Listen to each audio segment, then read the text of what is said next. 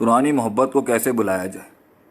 नई मोहब्बत कर ले, पुरानी मोहब्बत भूल जाएगा। अल्लाह आसानी करे। पुरानी मोहब्बत को ऐसे बुलाया जाए, नई मोहब्बत कर ले। मोहब्बत थोड़ी इंसान का जज्बा ख़त्म होता है मोहब्बत करने का। इंसान की मोहब्बत को रोकने के लिए उसकी ज़िद खड़ी होती है आगे, जो उसको आगे नहीं जाने दे रही होती। क्या फ़ितरत, सोच, नज़रियात और तरजीहात बदली जा सकती हैं? किसी ने मुझसे अभी सवाल भी किया था कि फ़ितरत इंसान की ख़राब हो जाती है नहीं। देखिए, मैं आपको ना बड़े सिंपल से समझाऊंगा। हालांकि हमारी इस्लामिक माइंड साइंसेस के और रूहानियत के अंदर जो टॉपिक्स हैं ना, अकल एक मुख्तलिफ चीज़ है, फितरत एक अलहदा चीज़ है, आदत एक अलहदा डिफरेंट चीज़ है, इल्हाम एक अलहदा चीज़ है, फ़अल्हमहा फ़ुजूरहा व तक़वाहा। फिर इंसान का जो ना वो जो उसका कल्ब है वो एक अलहदा चीज़ है, क़ुव्वत इरादा एक अलहदा चीज़ है, क़ुव्वत इस्तदलाल एक अलहदा चीज़ है। ये बड़ी मुख्तलिफ साइंसेज हैं, बड़ी मुख्तलिफ एलिमेंट्स हैं इंसान की नफ्सियात के अंदर, साइकोलॉजी के अंदर, जो भी ये सारा हिसाब किताब होता है। तो ये इसमें टेक्निकलिटी हैं, बड़ी बहसें हैं उलमा की इसके अंदर कि क्या होता है। लेकिन मैं इन शॉर्ट आपको समझाता हूँ। याद रखें, इंसान फितरतन, अल्लाह ने ना इंसान को फितरतन बड़ा खूबसूरत, हसीन, कामिल, जमील, हर लिहाज से अच्छा बना के भेजा था। दलील क्या है? सही मुस्लिम की रिवायत है, मा मिन मौलूदिन इल्ला यूलदु अलल फितरा, कि हर इंसान को अल्लाह ताला के नबी ने फरमाया सल्लल्लाहु अलैहि वसल्लम, तो इंसान जो है ना, नबी सल्लल्लाहु अलैहि वसल्लम ने फरमाया फितरतन, इंसान जो है फितरतन ठीक बना के भेजा था हमने। मा मिन मौलूदिन इल्ला यूलदु अलल फितरा फ़अबवाहु युहव्विदानी औ युनस्सिरानी औ युमज्जिसानी औ कमा क़ाला नबी सल्लल्लाहु अलैहि वसल्लम। इंसान की शुरुआत में जो पेरेंट्स, माँ बाप होते हैं, जो माहौल उसको देते हैं, और फिर इस पर अगर हम अबवियत के ऊपर क्यास करके एनालॉजी कर लें तो नफ्स को कैसे कंट्रोल करें भाईजान, ये मैं जवाब दे देता हूँ थोड़ा, ये तो मुकम्मल हो जाए, कोई परेशान ना हो, मैं दे रहा हूँ जवाब जो मैं दे सकता हूँ। ये नफ्स पे कैसे कंट्रोल किया जाए, इसके और भी मैंने जवाब दिए हैं, आप दूसरे लाइव सेशन में भी देखेंगे, मिल जाएगा आपको जवाब कहीं पर। नफ्स को कैसे कंट्रोल किया जाए, जो फितरत जो है ना, वो पेरेंट्स की जो इंस्टीट्यूशन जो पहली होती है ना, वो ख़राब कर देती है आगे से।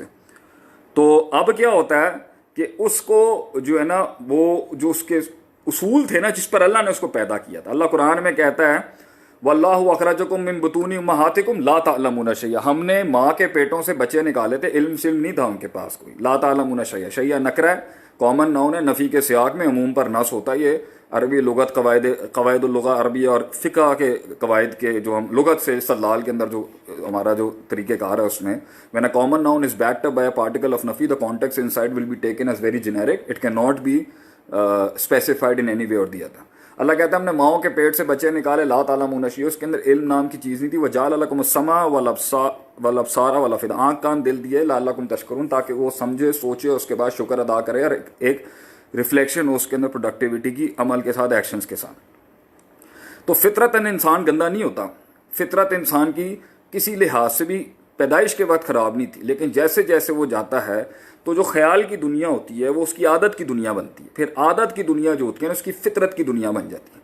तो जब इंसान बच्चा था या आज भी जो है, तो ख्याली दुनिया के अंदर जहाँ इंसान के नफ्सियात के ऊपर एक चीज़ आती है और गुजर जाती है, तो वो तो ठीक है, उस पर तो अल्लाह नहीं पकड़ता किसी को भी, और उसके ऊपर इंसान को कोई नुकसान भी नहीं होता अगर वो उसे डिटॉक्स कर लेता है, जितनी भी नेगेटिविटी और गलत चीज़ें उसकी तरफ आ रही हो। लेकिन अगर वो ख्याल को रोक के, पकड़ के, उसके ऊपर दवाम इख्तियार करके, हम अज़म कसद से गुजार के, उसको क़ुव्वत इरादा, क़ुव्वत इस्तदलाल में डाल के, कल्ब की एक साइकोलॉजी का पार्ट बना के, उससे एक नफ्सियात के अंदर एक आदत बना ले अपनी, और वो आदत को बार बार उस तरीके से सोच सोच के और कर करके वो आदत उसकी फितरत का हिस्सा बनना शुरू हो जाए कि भाई अब उससे होता ही इसी तरीके से है, तो यहाँ पर हम कहते हैं कि फितरत में तब्दीली आती है। फ़अबवाहु युहव्विदानी युमज्जिसानी और नस्रानी, जो भी अल्फाज है, कौ कमा क़ाला नबी सल्लल्लाहु अलैहि वसल्लम। तो फितरत बदलती है, फितरत सैया भी हो जाती है, और फितरत सलीमा भी आपने करनी होती है, गैर सलीमा भी होती है, और सलीमा भी तो आपको बना के भेजी होती, ख़राब हो जाती है। इसी को तो वापस करने का नाम जिहाद बिन नफ्स है। अपनी असली फितरत पे आने का नाम ही तो जिहाद बिन नफ्स है, कि अपने आप से लड़के वहां लेके आना कि फितरत, नेचर, डिज़ाइन जिस पर अल्लाह ने इंसान को पैदा किया था, वो कैसे वापस। अब इसके अंदर जी हज़ार मुँह बैठे हुए कि जी वो फितरत इंसान की असल क्या है। क्या इंसान की फितरत के अंदर कपड़े उतार के जीना है पब्लिक के अंदर, या कपड़े पहन के जीना है?